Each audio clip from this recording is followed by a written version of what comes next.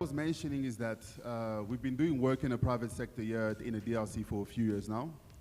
Ce que j'ai mentionné, c'est que nous travaillons dans le secteur du privé en RDC depuis quelques années maintenant. And when we're talking about local workforce and the qualification of the local workforce, Nous parlons des compétences de la main-d'œuvre locale. so we did some tests with the CDR as well as some employees from Kamoa Copper. Nous avons fait quelques tests ou quelques enquêtes avec Copper. Yes, the test that we did was with the CDR, Centre de Ressources.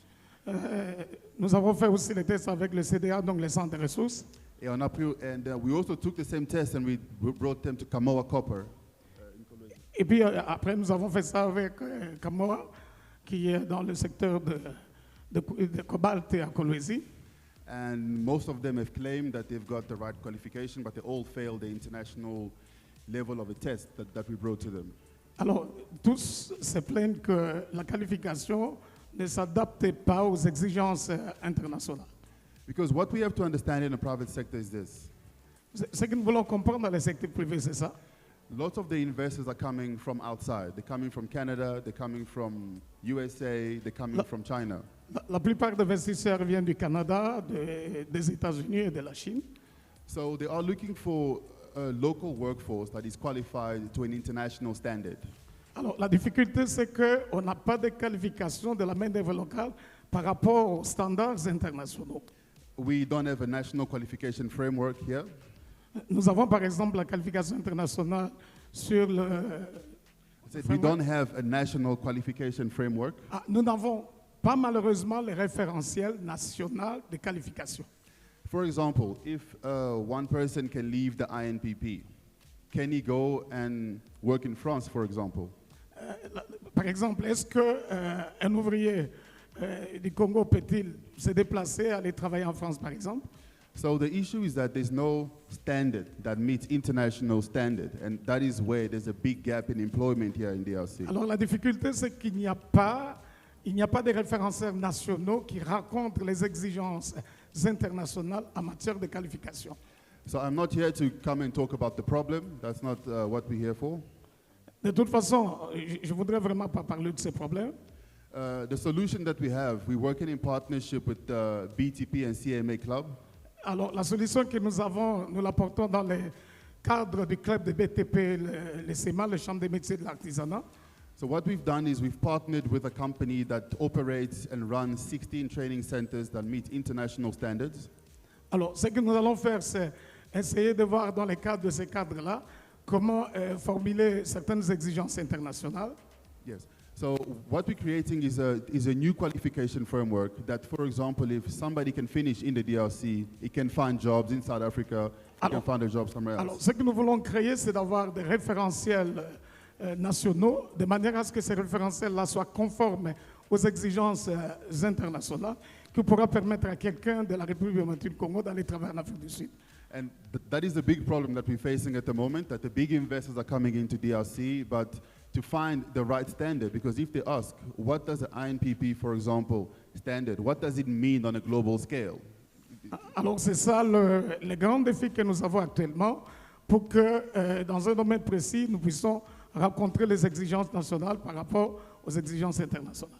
So we've been able to build this new framework, this new qualification framework. Alors nous avons donc l'obligation d'élaborer ces référentiels de manière...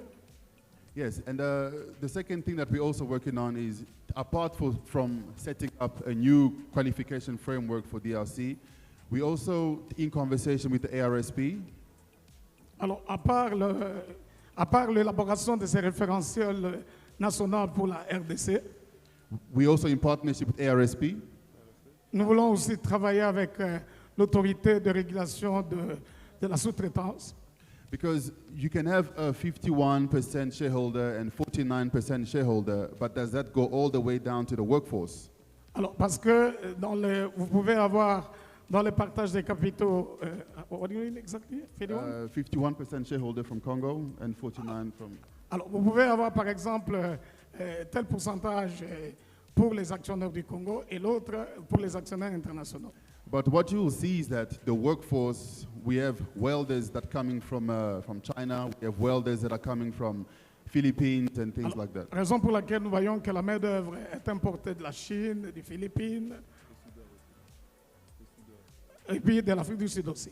Yes, so we see that the welders, plumbers, carpenters are all coming from outside to come and get jobs here in DRC. Alors, plombiers, tous les autres ouvriers qualifiés là viennent d'ailleurs pour venir travailler au Congo. So the issue is not that we are not qualified or that we cannot do the job. That's not the issue. Alors, le problème, c'est pas que nous ne sommes pas qualifiés ou notre main-d'œuvre ou ils ne peuvent pas faire le travail.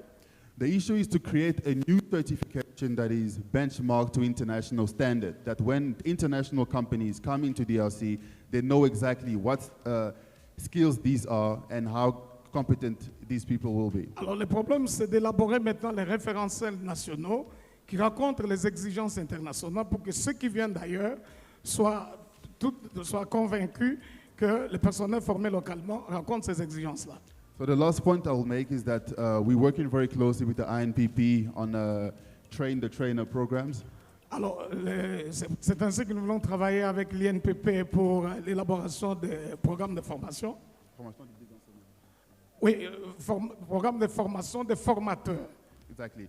So once we've got trainers that are trained to an international standard, it's easier to have a workforce that is now rolled out and trained to an international standard in the DRC. Alors, si cette formation-là se fait sur base des exigences ou des référentiels internationaux, ça serait beaucoup plus aisé que nous ayons une bonne main-d'œuvre locale.